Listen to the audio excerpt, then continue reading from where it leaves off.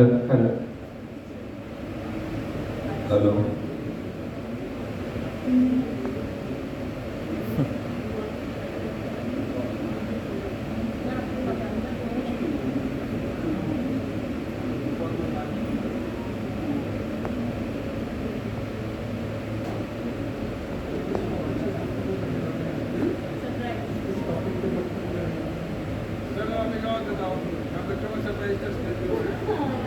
हम तो आपसे वही सवाल पूछेंगे जो आप मेरे से ज़्यादा जानते हो।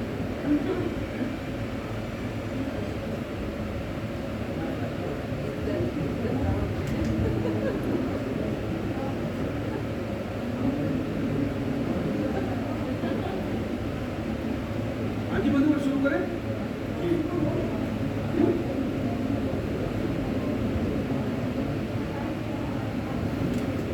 दोस्तों नमस्कार, मेरा नाम अशोक गोयल। मैं दिल्ली से आया हूँ, एसपीए से पढ़ा हूँ। मुझे 2 दिन यहाँ गतिविधियों में शामिल होने का मौका मिला। आयोजकों ने सिर्फ मुझे ही नहीं, दिल्ली ही नहीं, देश के बड़े बड़े सीनियर आर्टिस्ट को यहाँ बुलाया। 2 दिन से उनकी बात सुन रहे थे, समझ रहे थे, सीख रहे थे। कमलेश जी का मैं आभार मानता हूँ कि उनके सौजन्य से देश भर के सीनियर आर्किटेक्ट, सीनियर शिक्षाविद यहाँ पर एकत्रित हुए हैं। ये बातचीत जो मैं कर रहा हूँ, मैं आपको गुफ्तगू बोल सकते हैं। कोई तय मामला हमने नहीं किया कि हम किस चीज़ पे बातचीत करेंगे। पूर्व सर मेरे से पूछ रहे थे कि अशोक जी किस पे बात करेंगे, तो मैंने कहा बच्चों का सरप्राइज टेस्ट लेते हो तो हम तो आपसे वो पूछने वाले हैं जो आप हमसे ज़्यादा जानते हो। मैं तो सिर्फ ग्रेजुएट हूँ आर्किटेक्चर का, सर तो PhD है। मैंने कहा एक मौका मिला है बातचीत करने का। इनके साथ सीनियर आर्किटेक्ट बैठे हैं, हमारे मित्र मेगर बहुत बड़े दिनेश कोठारी जी बैठे हैं, वास्तु के बहुत बड़े ज्ञाता हैं। ये मोहनलाल सुखाड़िया यूनिवर्सिटी की फैकल्टी मेंबर हैं मैडम, और वो अपूर्व सर, और ये 2 मैडम इंटीरियर डिजाइनर हैं। तो सबसे पहले मैं पकड़ने वाला हूँ मोहनलाल सुखाड़िया यूनिवर्सिटी के फैकल्टी मेंबर्स। मैं आपको एक बात बताऊं, मेरे को बहुत सारे सीनियर आर्किटेक्ट्स ऐसे मिलते हैं, वो कहते हैं बच्चे नलायक, कुछ नहीं आता है, 5 साल में कुछ नहीं सीखा इन्होंने, हम 6 महीने में इनको आर्किटेक्ट बना दो। वो कहते हैं हम 6 महीने में इनको आर्किटेक्ट बनाए थे, 5 साल में ये PhD वाले साहब, ये मैम कुछ नहीं पढ़ाया, कुछ नहीं आता, हम बताते हैं कि क्या हुआ। मैं आज भी आपके आर्किटेक्चर के 2 बच्चे मेरे साथ सुबह फतेह सागर लेक में घुमाने लेके उनसे बात कर रहा था। मैंने कहा अपने फैकल्टी मेंबर्स को जेई पेपर 2 का गणित का पेपर दे। आजकल 100 नंबर का आता है, 200 नंबर की एप्टीट्यूड और 100 नंबर की स्केचिंग। मैंने कहा गणित का पेपर दे दो, 25 सवाल आते हैं, तो सब कुछ 3 घंटे में आपको वही करना होता है। तकरीबन आप समझ लीजिए आपके 3 घंटे में से 1.25 घंटा स्केचिंग में जाएगा। 50 क्वेश्चन एप्टीट्यूड के रहते हैं, उसको भी हल करना है, और साथ में आपको गणित करना है। तो मैंने बच्चों से कहा कि अपने फैकल्टी मेंबर्स को ये सवाल दे दो, किसी के सवाल नहीं समझ में आ रहे, 25 में से 5 सवाल उनसे हल नहीं होंगे जेई पेपर 2 के। ये सच्चाई है, आप करके देख लेना। अब ये फैकल्टी मेंबर मेरे से बुरा मानने वाले हैं, कहेंगे अशोक जी आप तो शुरू में ही आप गड़बड़ घोटाला हो जाए। बहरहाल मैं सभी गुरुजनों का सम्मान करता हूँ, विद ड्यू रिस्पेक्ट। मैं आज जो कुछ भी बनाऊँ, मेरे गुरु ने मेरे को सिखाया, मेरे टीचर ने मेरे को सिखाया। मैं आज अपनी बात नहीं करूँगा तो उन्हीं से अपनी बात करूँ। अपूर्व सर, आप मेरे को बताओ, मेरी राय से इत्तेफाक रखते हो कि नहीं रखते, कि आप जो बच्चों को सिखा रहे हो, आप जो 5 साल उनके साथ मेहनत कर रहे हो, वही असली मेहनत है। जो सीनियर राइटर्स को गलत फहमी है कि मैंने 6 महीने बना दिया, कुछ नहीं। अभी मैं अपनी बात खत्म नहीं करा, फिर आपको देता हूँ बात। मैं अपनी मैंने कई सीनियर आर्टिस्ट से बात की, मैंने कहा आपको इतनी बहुत बड़ी खुशफहमी है, तो होता गलत फहमी, खुशफहमी। मैंने कहा आपको खुशफहमी है कि हमने 6 महीने में तो सब कुछ सिखा दिया। मैंने कहा आपको तराशे हुए हीरे मिल रहे हैं, आप उसको सिर्फ चमका रहे हो। मैंने कहा आपको कोयले नहीं मिले। अगर 6 महीने में आर्किटेक्ट बनाने का आपको गुमान है तो भाई 10वीं पास बच्चे को पकड़ लो, 12वीं वाले को पकड़ लो, 6 महीने सिखाओ उसको, आर्किटेक्चर कॉलेज में भर्ती करा दो, और फिर उसको आर्किटेक्ट बना दो। तो अपूर्व सर जो मेहनत कर रहे हैं, मैम जो मेहनत कर रही हैं, इनकी मेहनत को आप नकार रहे हो।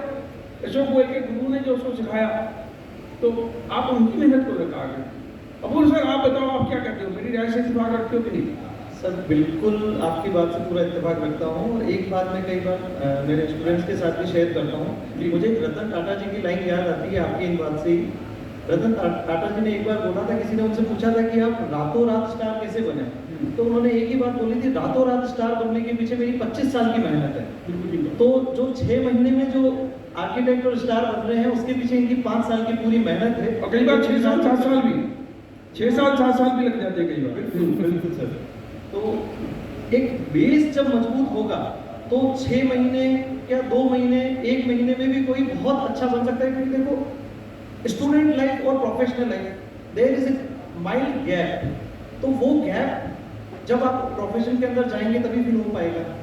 क्योंकि जब आप ऑफिस कल्चर को देखेंगे, ऑफिस के अंदर किस तरह से काम होता है, किस तरह से हमारे सीनियर की थॉट्स के अकॉर्डिंग हमें प्रोजेक्ट डिलीवर करना पड़ता है, वो सारी चीजें तो ऑफिस में ही सीखने को मिलेगी। लेकिन वो सब सीखने के लिए जो जरूरी है वो आपको कॉलेज में सीखने को मिलेगा। तो हमारा जो बेस है, बेसिक्स जो हैं वो कॉलेज में ही मजबूत हो सकते हैं।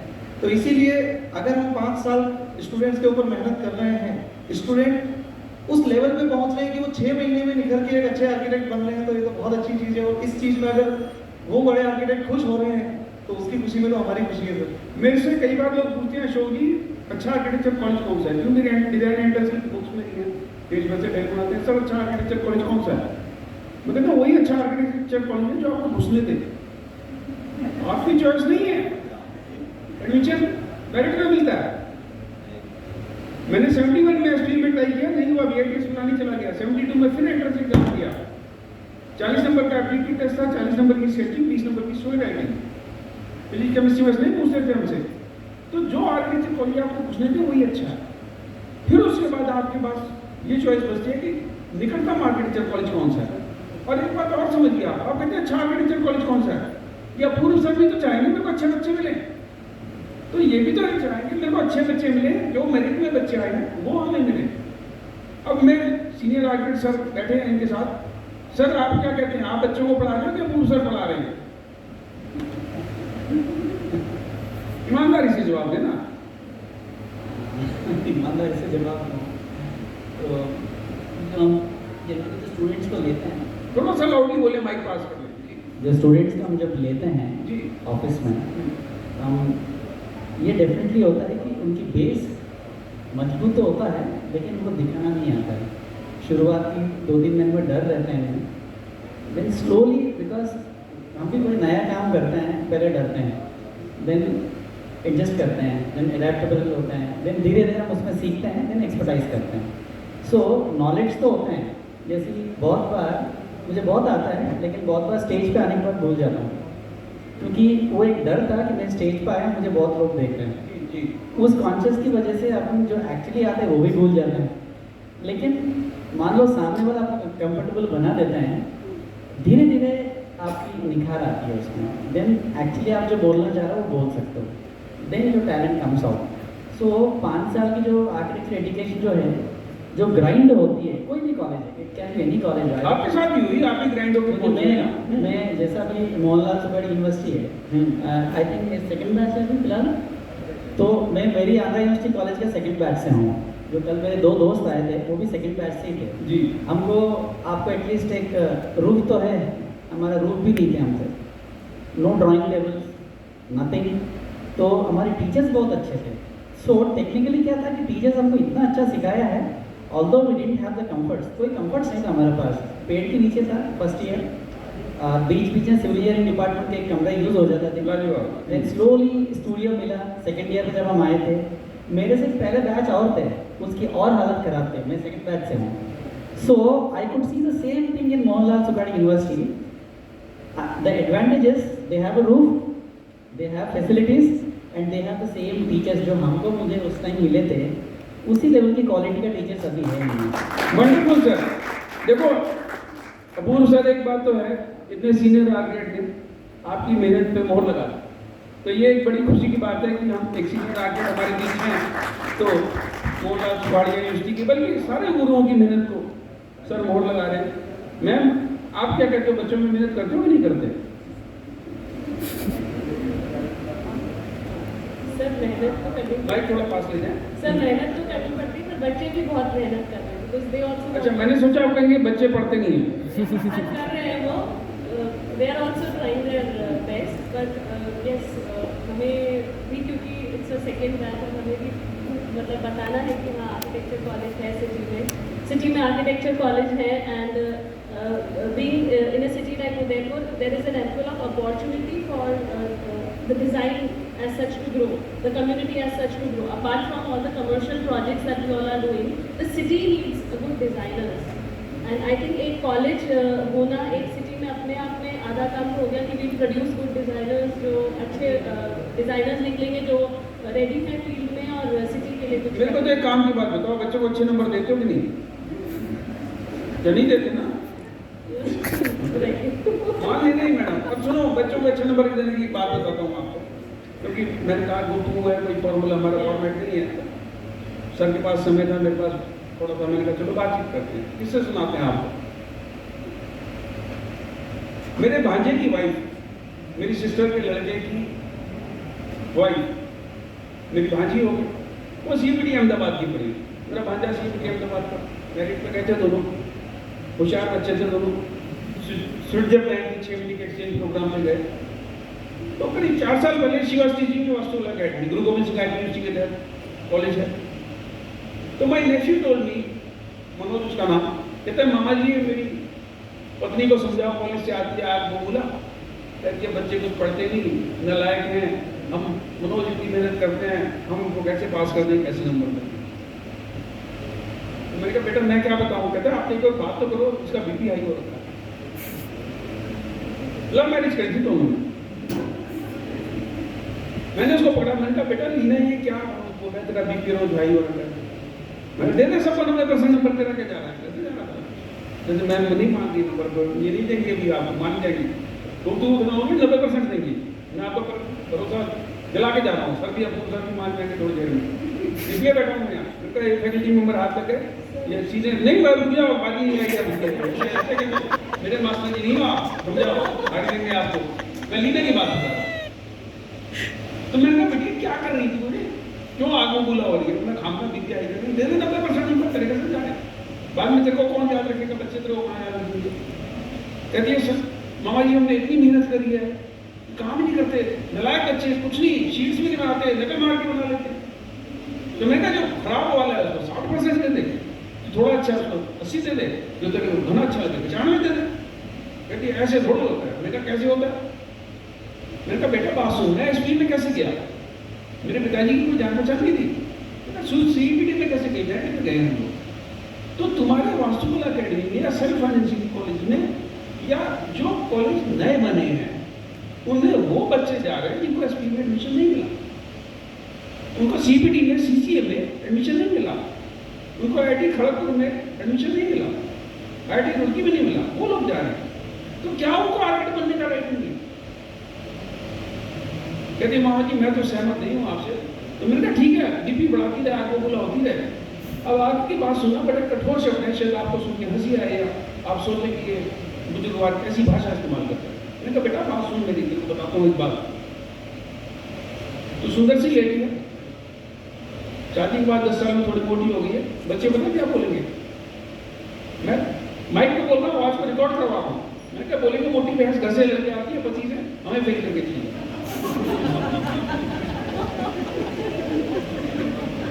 लीना बोलती है मामा जी आप कैसी भाषा इस्तेमाल करते? मैं तुमको सच बता रहा हूं, उसको बहुत गुस्सा चढ़ा। लाजमी बात है, एक सुंदर सी महिला को आपकी तो मोटी भैंस है, घर से लड़के आती है, बच्चों को खेल करके चली जाती है। बहरहाल मैंने मनोज बाबू को बोला, मेरे दोस्तों को, मैंने कहा भैया देखते जितना समझाता समझा दिया।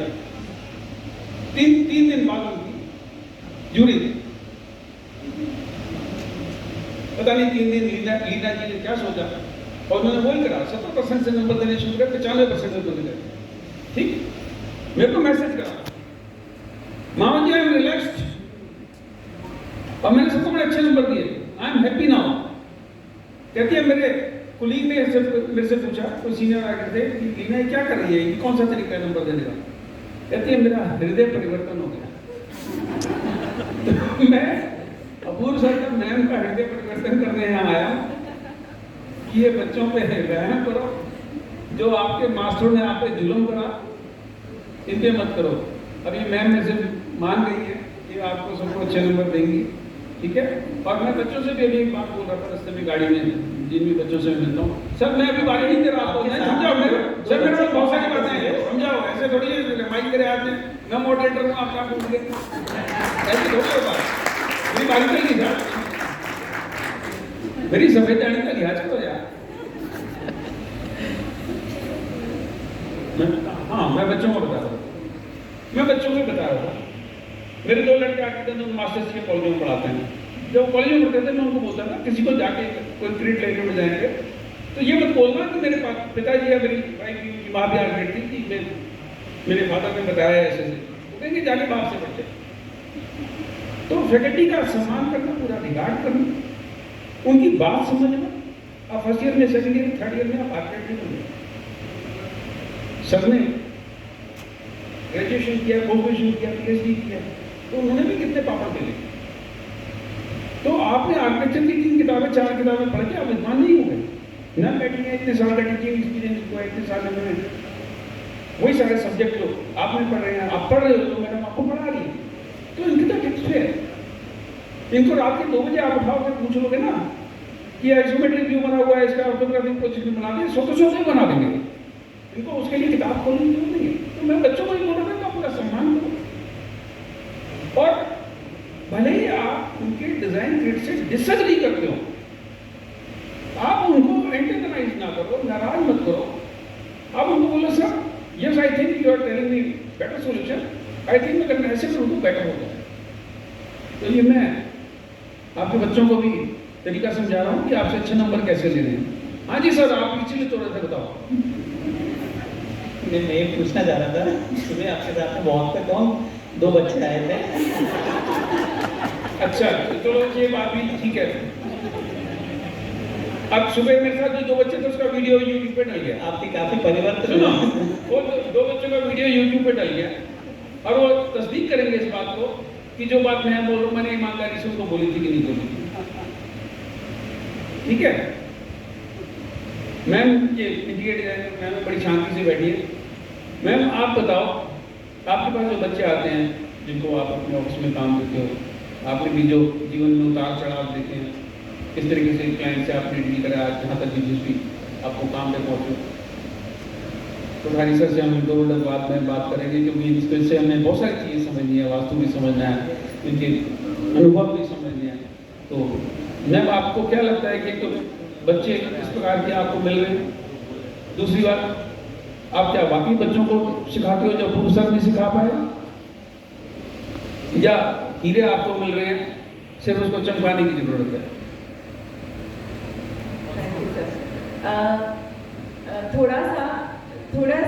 थोड़ा सा डिफरेंट होकर के एक बात कहूँगी। मैं भी मदर हूँ, सेम एज ग्रुप के बच्चे हैं मेरे, कॉलेज गोइंग बच्चे हैं दोनों मेरे।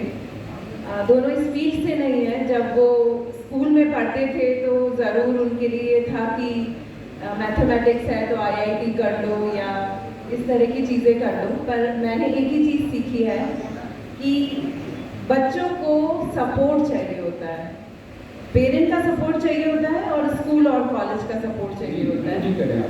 और मेरा ये मानना है कि हम एज अ पेरेंट और एज अ टीचर पहले हमें रोल मॉडल बनना चाहिए या बनना होता है। हम जो करते हैं बच्चे हमसे सीखते हैं, तो हम शिकायत नहीं करें बल्कि हम करके दिखाएं जो हम चाहते हैं कि वो करें। मेरा ऐसा मानना है, एज अ पेरेंट भी, मैं एज अ मदर भी हमेशा अपने बच्चों के लिए रोल मॉडल बनने की कोशिश कर रही है। और मैंने थोड़ा बहुत टीचिंग भी किया है NIFD में, तब भी मैंने यही चाहा है कि बच्चे जो हैं हम उनके सामने थोपे नहीं, उनको प्रेरक बने, उन्हें मोटिवेट करें। ड्यूरिंग मेरा इन सारे सालों में काम करने के दौरान कई बार बच्चे आते हैं, और बच्चे ही नहीं, मेरे साथ में कारपेंटर्स हैं, पेंटर है, I treat them as a child, as a student always. और जब एक बार मेरे साथ काम करते वो हमेशा ये बोलते हैं कि मैडम आप हमेशा एक टीचर की तरह हमें संभालते हो, सिखाते हो, और मैं भी सीख रही हूँ उनसे। कोई भी नया बच्चा आता है, नई एनर्जी लेकर के आता है, नए थॉट्स लेकर के आता है। हम रुक गए होते हैं कई बार, वो आके जैसे एक कंकर मार देता है, पानी में हलचल हो जाती है। ओके, अच्छा हाँ ये भी तो थॉट है, तो तुमने सोचा है, चलो इसी को हम आगे बढ़ाते हैं, चलो नेक्स्ट ट्राई, इस पे बात करते हैं। तो ये सारी चीज़ें, इनके पास में सपने हैं, इनके पास में उम्मीदें हैं, इनके पास में कुछ चीज़ें हैं जो हम एक सर्टेन एज में आने के बाद में भूल गए, या हमारे उससे भी धूल जम जाती है। जी, जी। नया बच्चा आता है ना, वो कुछ नया जगा देता है अंदर मन में। सो मैं तो हमेशा इन्हीं की सपोर्ट और इन्हीं के उसमें रहती हूँ। मुझे बच्चे और स्टूडेंट्स, छोटे बच्चे हों चाहे बड़े बच्चे हों, मुझे बहुत पसंद है इन लोगों के साथ काम करना, बात करना। और मुझे लगता है कि बच्चे नालायक नहीं हैं, नालायक वो बड़े हैं जिन्होंने उनके सामने अच्छे एग्जाम्पल प्रेजेंट नहीं किए। देखो मैम ने बहुत बढ़िया बात की, और खासतौर पर फैमिली मेंबर्स के लिए जो दो विद्वान बैठे हैं, कि भाई सबसे पहले आप माँ बाप हो, तो इस बात को मत भूलो कि आप यहाँ दूसरों को बच्चे को डांट रहे हो, स्कूल में एक मास्टर नहीं तुम्हारे बच्चे को डांट रही है। तो जितनी मोहब्बत तुम अपने बच्चों से करते हो, उतनी मोहब्बत हमारे बच्चों से भी करो, जो हमारे बच्चे हमने आपको सौंपे हैं तराशने के लिए। दिनेश सर, आप मेरे को एक बात बताओ, आप तो मेरे से ज़्यादा अनुभव रखते हो, तो एज ए बिल्डर भी, एज ए पेरेंट भी, और रियल एस्टेट इंडस्ट्री से आप जुड़े हुए हो, आपने दुनिया भर के ऊंच नीचे देखे हैं, उतार चढ़ाव देखे हैं, तो आप ये जो नई फसल आ रही है बच्चों की, नए आर्टिस्ट आ रहे हैं, क्या उम्मीद रखते हो उनसे? सबसे पहले तो इनमें जो लगन, काम की जो सीखने की जो लगन है स्टूडेंट में बड़ों से ज़्यादा होती है, तो वो लगन को इनका जिंदा रखना जरूरी है। दूसरा, आजकल के एजुकेशन में और हमारे एजुकेशन में ये फ़र्क था कि जब हम लोग यहाँ उदयपुर में आरसीसी की डिज़ाइन सीख रहे थे, तभी उदयपुर में पट्टियों के मकान हुआ करते थे, तो हमको देखने के लिए बाहर जाना पड़ता था। ये बहुत पर्टिकुलर, बहुत कम जगह ही होती थी, लेकिन आजकल उदयपुर में हर मकान में इंटीरियर का काम हो रहा है, कंस्ट्रक्शन का हो रहा है, बंगलों बन रहे हैं, स्टेडियम बन रहे हैं, सब चीज़ें यहाँ उदयपुर में देखने को मिल रही है। तो पढ़ाई के साथ में इनको जो गुरुजन हैं उनको प्रैक्टिकल ट्रेनिंग भी दे रहे हैं, जिससे इनके कंसेप्ट शुरू से क्लियर होते हैं, और जो हमारे टाइम में जो हम लोग सीखते थे उनसे ये लोग बेटर सीख पा रहे हैं, ऐसा मेरा सोच है। सर बड़ी अच्छी आपने बात कही है। देखो इतने सीनियर बिल्डर हमारे बीच, इतने सीनियर विद्वान बैठे हैं, वो आप लोगों में भरोसा जता रहे हैं। वो कह रहे हैं मेरे को इन यूथ पे भरोसा है, मेरे को इन युवाओं पे भरोसा है। और इंटीरियर डिजाइनर मैम सीनियर है, उन्होंने भी ये कहा कि मेरे को, मैं अपनी भाषा में बोलूँ, इनसे ऊर्जा मिलती है। मैम ये बच्चे जो ऊर्जा आपको दे रहे हैं, यही बात मैं सारे फैकल्टी मेंबर्स में जगह जगह आर्टिफिशियल कॉलेज में दिल्ली में जाता हूँ, तो मैं वहाँ यही बोलता हूँ कि भैया 70% से नंबर देने शुरू होगा, 95 में बंद करूँगा। तुम्हारे हिसाब से बच्चा ने लाया कि मैं सिर्फ उसकी शीट से इवैल्यूएट करूँ, मेरे को कोई फर्क नहीं पड़ता कि तुम्हारे साथ उसने दुर्व्यवहार करना या तुमने उसके साथ दुर्व्यवहार। देखो मैं आपको बड़ी मजेदार बात बताता हूँ।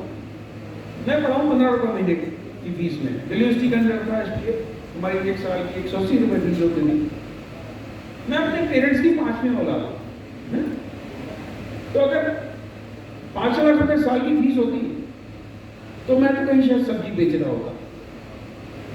तो सरकार ने जो हम पे खर्च किया है, तो हमारी भी सर बैठे हैं सीनियर में से भी, वो हमारी भी नैतिक जिम्मेदारी बनती है कि जो हमारे पे खर्चा हुआ है वो लौटाएं, उसको वापस लेके जाएं, ज्ञान के रूप में, शिक्षा के रूप में, सहयोग के रूप में, नई पीढ़ी को ट्रेन करने के रूप में।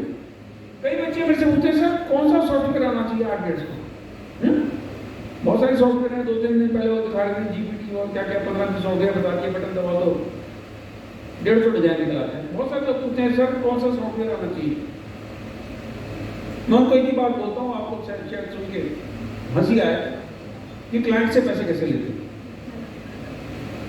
प्रैक्टिसिंग आर्किटेक्ट को सर, प्रैक्टिसिंग आर्किटेक्ट बताएंगे, क्लाइंट से पैसे लेना अगर आपको आता है तो आपको सारे सॉफ्टवेयर, अगर आप प्रैक्टिसिंग आर्किटेक्ट हो, क्लाइंट से आप पैसे नहीं ले सकते, तो चाहे आपको ऑटोकैड आता हो, चाहे आपको स्केचअप आता हो, चाहे वो 15, 20, 50 मिनट सॉफ्टवेयर आ गए, आप ढेर सारी ड्राइंग्स बना सकते हो, ढेर सारे डिजाइन क्रिएट कर सकते हो, तो वो आपके किसी काम नहीं आ पाएगा।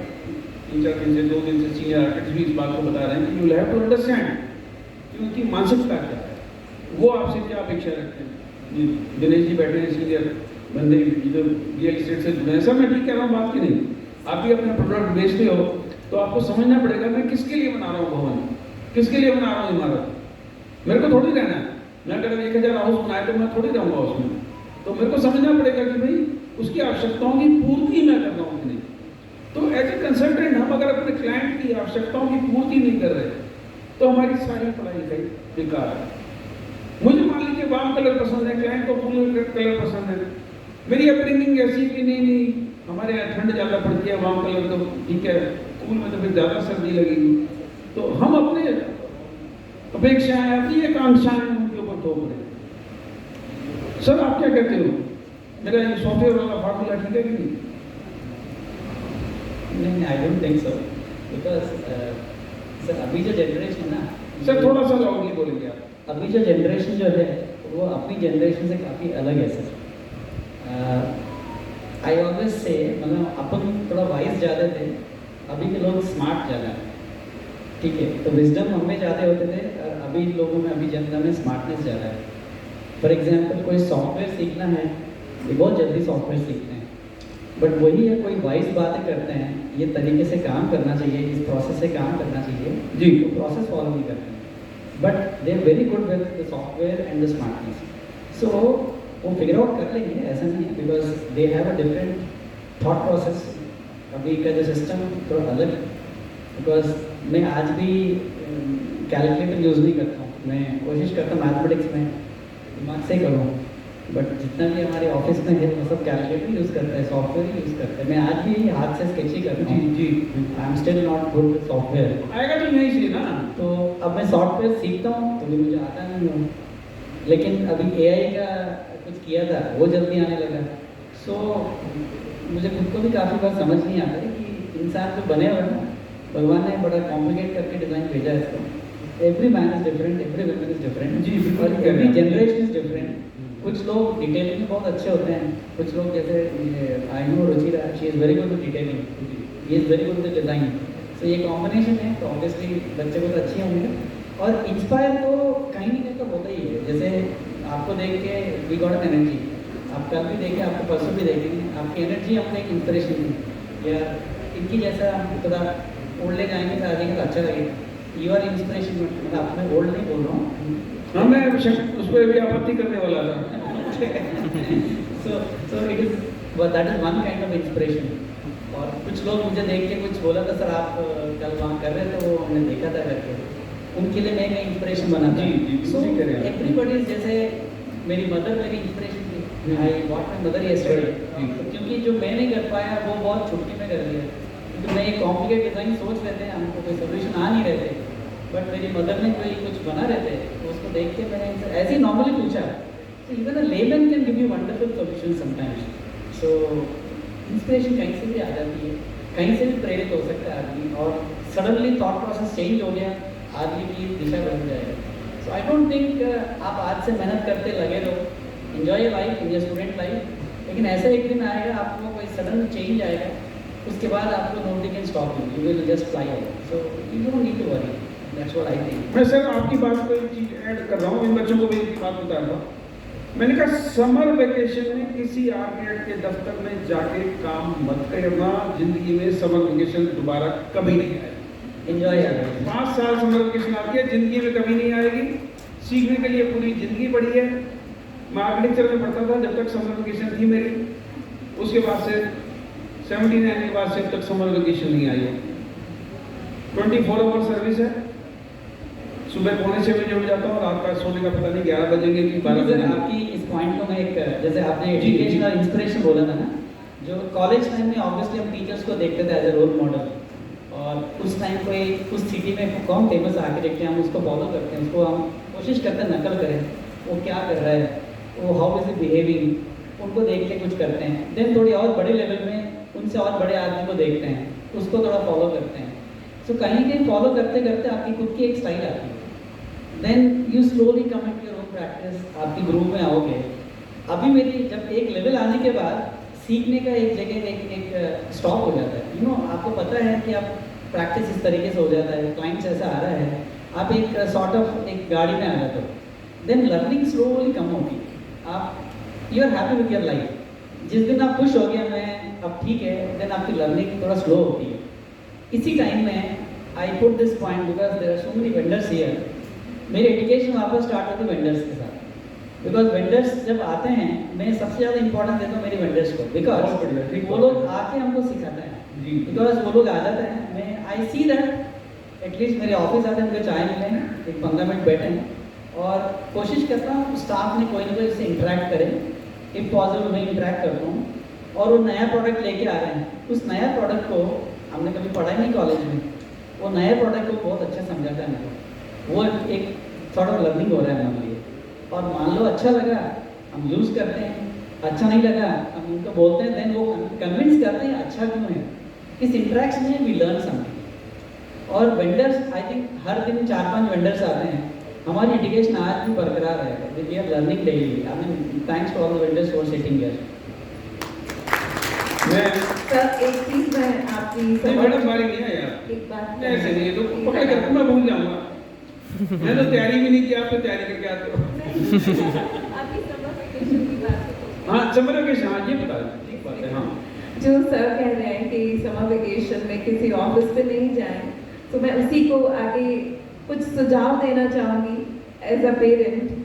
आप एक नई लैंग्वेज सीखें, बुक रीडिंग नहीं करते हैं तो वो स्टार्ट करें, और कोई भी आर्ट फॉर्म, म्यूज़िक और एनीथिंग, कोई आप इंस्ट्रूमेंट बजाएं। 2-3 ऐसी चीज़ें जो आपकी लाइफ में अभी तक नहीं आई है उसको अपने समर वेकेशन में लेकर आएं। देन विल सी कि क्या होता है। ये रुचिका मैम नहीं मानती भैया बात, वो तो कह रही है डोंट वेस्ट समर वेकेशन। मैं बच्चों को कह रहा हूँ waste your summer vacation. Picture देखो, घूमो फिरो, झरने के पास जाओ, सहेलियाँ बनाओ, दोस्त बनाओ, उनके साथ ताश खेलो, ताश में खेला खत्म हो गया, आप उनके साथ टप्पे मारो, घूमो फिरो। ये नहीं, आर्किटेक्चर नहीं। आर्किटेक्चर तो मैं कर ही रहा हूँ ना, 79 से आज तक 51 साल हो गए मेरे को आर्किटेक्चर करते हुए। तो मैं तो मेरे खून में आर्किटेक्चर बसा हुआ है, आर्किटेक्चर वालों के साथ मोहब्बत होती हुई। मैं और एक मजेदार बात बताता हूँ आपको। जब मैंने अपना काम शुरू किया तो क्लाइंट मेरे पास आता था, मैं कहता था ये 60% पैसा एडवांस दूंगा, 60%। हाँ जो भी मैंने फीस बोली प्लान बनाने के लिए, तो कहते नहीं ऐसा तो ये बात तो ठीक नहीं है। मान लीजिए हमें आपका डिजाइन पसंद नहीं आया तो हमारे तो पैसे रुक गए। तो मैं कहता था मेरे से आप जब तक ऑल्टरनेटिव लेते रहना, जब तक डिजाइन लेते रहना, जब तक आप थक नहीं जाओ। क्या नहीं इमेजिन, हम लोग हाथ से ड्राइंग बनाते थे, ठीक, बटर शीट में गेटवे डिजाइन और मैं इंक से बनाता था। इंक में अगर आप लाइन मार दो तो मिट्टी भी नहीं है, ब्लेड से बड़ी मुश्किल से साफ होती है, खूब सर जानते हैं इस चीज को। और उसके बाद उनके अमोनिया प्रिंट निकालते थे। पुराने जमाने में अमोनिया प्रिंट निकालने की मशीन नहीं होती थी, हम धूप में एक्सपोज करते थे 15 सेकेंड, 20 सेकेंड, बारिश आई तो 30 मिनट्स।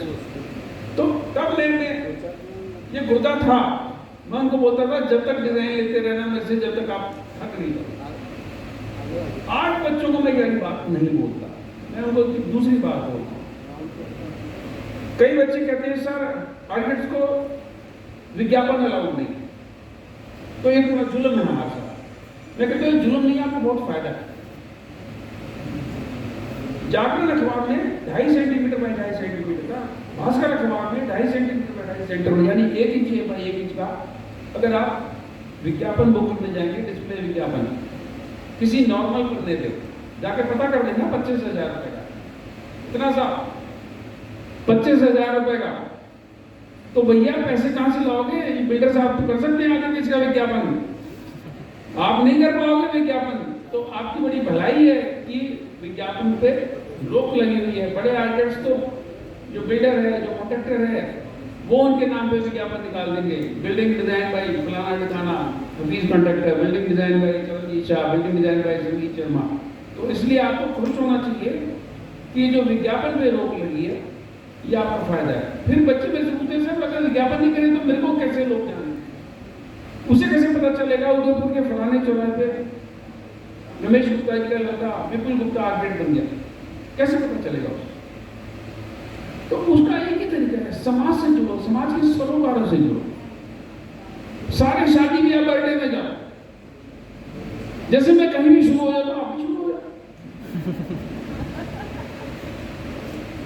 आर्किटेक्चर मत पढ़ाओ किसी को। एक और तरीका बड़ा अच्छा, प्रोवाइड फ्री कंसल्टेंसी। आपके यहाँ रोटरी क्लब है, लायंस क्लब है, अग्रवाल धर्मशाला है, आपके मनियों का समाज है, ब्राह्मणों का समाज है, उनके कल्चर प्रोग्राम में जाओ, उनके प्रेसिडेंट से बात करो, कहो सर मैं यहाँ 3 घंटे दूंगा, आपके जो भी लोग हैं जिनके पास प्लॉट है, मैं 3 घंटे उनको फ्री में एडवाइस दूंगा, मैं उनको फ्री में डिजाइन दूंगा। डिजाइन वो सिर्फ अपना प्लॉट साइज लेके आ जाए, मैं उनसे कोई पैसा चाहता हूं। आप डिजाइन की एक बुकलेट बना लो 16 पन्ने की, 24 पन्ने की, 100 गज का, 125 गज का, 150 गज का। उस बुकलेट को उस आयोजनों में, कार्यक्रमों में फ्री बांटो। आप 25,000 रुपए का जागरण में भास्कर में विज्ञापन नहीं ले सकते, अमर उजाला में विज्ञापन नहीं ले सकते, लेकिन जो बुकलेट में आपको बता रहा हूँ 16 पन्ने की, 24 पन्ने की, उस बुकलेट बनाने का खर्चा मात्र आएगा 30 रुपए। तो अगर आपने 100 बुकलेट बांटी, एक क्लाइंट आपके पास आ गया, तो आप सोचो आपके पास कितनी बड़ी धनराशि आ। एक वास्तु का बहुत बड़ा तमाशा है। पीछे फेसबुक पे एक सज्जन थे, वो साहित्यिक बातें करते हैं, उन्होंने लिख दिया वास्तु पीछे से। हमने उनसे प्रश्न पूछा, सर मेरे एक मित्र को वास्तु का कोर्स करना है, तो ये कहाँ से किया? सुनना उनका बड़ा प्यारा जवाब, सर मैं ज्यादा समय तो नहीं ले रहा, मेरा समय है ना, जारी रखूं, कहीं आपका कोई आयोजन, चलो मैं खत्म करता हूँ 2 मिनट बाद। तो उन्होंने कहा हमने उस्तादों की चिलम भर के वास्तु सीखा। क्या बात है, उस्तादों की चिलम भर के आप वास्तु सीख लो, उस्तादों की चिलम भर के आप आर्किटेक्चर सीख लो, उस्तादों की चिलम भर के आप डॉक्टर बन जाओ। तो ये जो अपूर्व सर क्लाइमेटोलॉजी में पढ़ा रहे हैं, अपूर्वा मैडम क्लाइमेटोलॉजी में पढ़ा रही है, ये वास्तु नहीं है तो क्या है भाई? दक्षिण में आपने कह दिया यम की दिशा है, साउथ ईस्ट में किचन होनी चाहिए। साउथ ईस्ट में अगर आपकी किचन नहीं है तो आप कहते हैं लालटेन लटका दो। अच्छा, लालटेन में बड़ी तकलीफ है, मिट्टी का तेल कौन डालेगा? कहते हैं लाल बल्ब जला दो, 24 घंटे चलता है। दिस इज नॉट वास्तु, ये पाखंड है। असली वास्तु हुआ तो आपको सर आपको क्लाइमेटोलॉजी पढ़ा रहे हैं, रुचिका मैम आपको क्लाइमेटोलॉजी पढ़ा।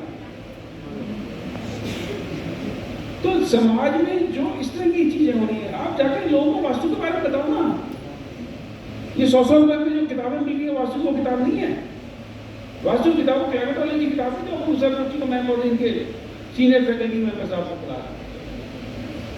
तो समाज के सरोकारों से जुड़े हुए बहुत सारे आर्टिस्ट को बड़ी तकलीफ आती है, वास्तु शब्द सुनते ही भाग जाते हैं, क्योंकि वो मान के चलते हैं वास्तु जो है धरोहर पंडितों की है। ऐसा नहीं है, वास्तु मेरी धरोहर है, पूर्वासर की धरोहर है। काउंसिल ऑफ आर्किटेक्चर का हिंदी में नाम है वास्तुकला परिषद। आर्किटेक्ट का हिंदी ट्रांसलेशन है वास्तुकार। Architect title is protected under architecture. इसका मिसयूज करना क्रिमिनल ऑफेंस है। ये थोड़ा सा दुर्भाग्य है, थोड़ी सी कमी है काउंसिल ऑफ आर्किटेक्चर। वास्तुकार शब्द को प्रोटेक्ट नहीं करना। अगर वो वास्तुकार शब्द को प्रोटेक्ट करेगी तो ये सो कॉल्ड वास्तु पंडित, सो कॉल्ड वास्तु एक्सपर्ट समाज से एलिमिनेट। तो वास्तु से मत घबराओ, वास्तु को पढ़ो, उन किताबों को भी पढ़ो, उनको देखो वो क्या कह रहे हैं और आप उसको अंडरस्टैंड करो। ये सारा वही वास्तु है। ये जो आपके किले बने हुए हैं, ये जो इमारतें बनी हुई हैं, ये जो होटल में हम टिके हुए हैं, जो शॉपिंग मॉल्स बने हुए हैं, सूरज की दिशा कहाँ से है, कैसे सूरज ईस्ट से उगता है। अब जैसे मैं दिल्ली शहर में रहता हूँ तो ईस्ट से सूरज उगता है। तो क्लाइमेटोलॉजी में हमारे टीचर्स ने हमें पढ़ाया, जो सर आपको पढ़ा रहे हैं, साउथ को वास्तु वाले कहते हैं यम की दिशा है, वहाँ कहते हैं खिड़की नहीं खोलनी। हम लोग कहते हैं साउथ ओरिएंटेशन के साथ बेस्ट है, क्योंकि साउथ में जो सन है गर्मी के मौसम में हाई एंगल सन होता है ऑलमोस्ट सर के ऊपर। तो 2.5 फुट का सनशील्ड अगर हम बाहर निकालते हैं तो अगर 4 फुट की भी खिड़की है तो वहां से धूप कट के अंदर नहीं जाएगी। लेकिन ये सुविधा मेरे को ईस्ट और वेस्ट में नहीं है। ईस्ट में राइजिंग सन है, वेस्ट में सेटिंग सन है। अब गर्मी में सेटिंग सन सबसे ज्यादा तकलीफ मेरे को देता है। और उसी दक्षिण दिशा में, जिसको वास्तु तथाकथित वास्तु वाले बोलते हैं यम की दिशा है, वहीं पर जो सनशेड है, आप पूरे दिन अपने बंद कमरे में शीशे की खिड़की के पास बैठ के धूप का आनंद लेंगे। लो एंगल सन है, सारा का सारा अंदर आ जाएगा। बताओ लोगों को, दिस इज वास्तु। मैं समझता हूँ कमलेश सर आ रहे हो, कह रहे गोल साहब अब बहुत हो गया, हमारा अगला इवेंट चलेगा। आप सबका बहुत बहुत मैं आभार मानता हूँ, और आप सारे स्टूडेंट्स मेरे को धन्यवाद कर देना, सारे आपके फैकल्टी वालों जी।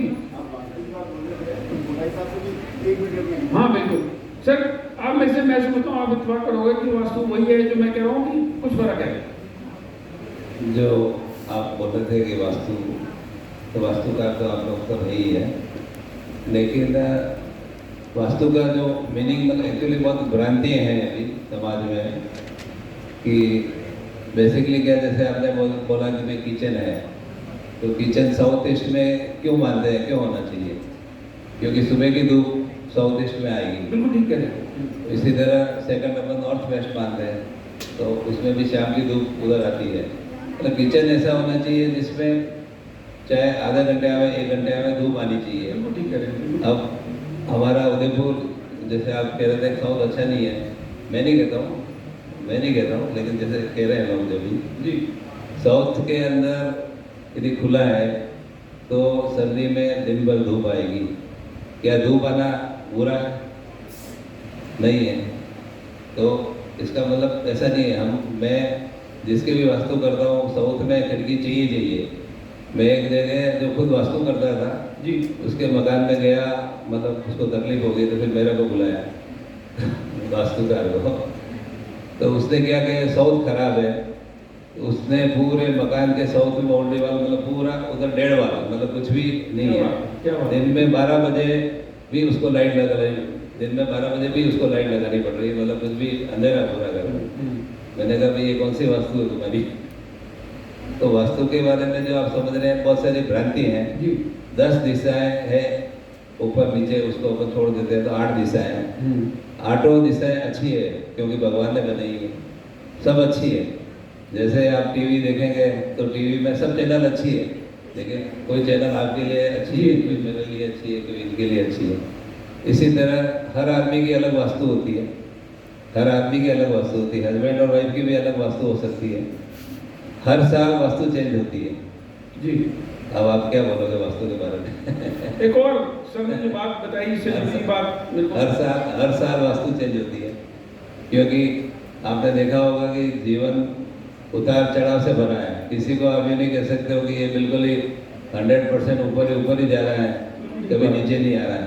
तो वास्तु में भी ऐसे चेंजेस होते हैं, हर साल चेंज होते हैं। कभी साउथ, जैसे इस साल की मैं बात करता हूँ आपको, जब आप बैठे हो तो इस साल क्या साउथ वेस्ट बहुत बढ़िया है, लेकिन 2 साल तक साउथ वेस्ट खराब था। मतलब जो भी जिसका भी बेडरूम यदि पहले 2 साल पुराना साउथ वेस्ट में ले रहे होंगे, उनको कुछ न कुछ तकलीफ आ रही होगी। ये मतलब नहीं आ रही है या मतलब किसी की नहीं आ रही तो अच्छी बात है। इस साल साउथ वेस्ट बहुत बढ़िया है। जो साउथ वेस्ट में जो भी सो रहे हैं, अब समझो पति पत्नी के 2-3 साल से यदि अनबन चल रही है तो इस साल अच्छा हो गया होगा। इसी तरह नॉर्थ ईस्ट अच्छी बात है, लेकिन इस साल नॉर्थ ईस्ट खराब है, इस साल साउथ ईस्ट भी खराब है। साउथ अच्छी है इस बार, वेस्ट अच्छा है, नॉर्थ वेस्ट भी खराब है, सेंट्रल बहुत बढ़िया है। सेंट्रल बहुत बढ़िया मतलब इस साल आप देखते होंगे सेंट्रल का मतलब पेट हो गया, अपना शरीर से भी कंपेरिजन करो तो इस साल कंपेरेटिवली बीमारी जिसके भी पहले रही हुई होगी, इस साल काफ़ी हद तक ठीक हो गए होंगे। इस साल तक जनरल इस साल स्वास्थ्य करीब करीब लोगों का अच्छा होगा और नहीं होगा मतलब मैं मानता हूँ कि अच्छा रहेगा। इस साल इस तरह वास्तुशास्त्र चेंज होती है और कंसेप्ट अलग है हमारा। सबसे ये देखोगा आपने, मतलब आपके आर्किटेक्ट ने सब एक्सपीरियंस किया होगा कि एक मकान जो ईस्ट फेसिंग है, इस साल ईस्ट भी खराब है, बोलना भूल गया मैं, इस साल ईस्ट भी खराब है।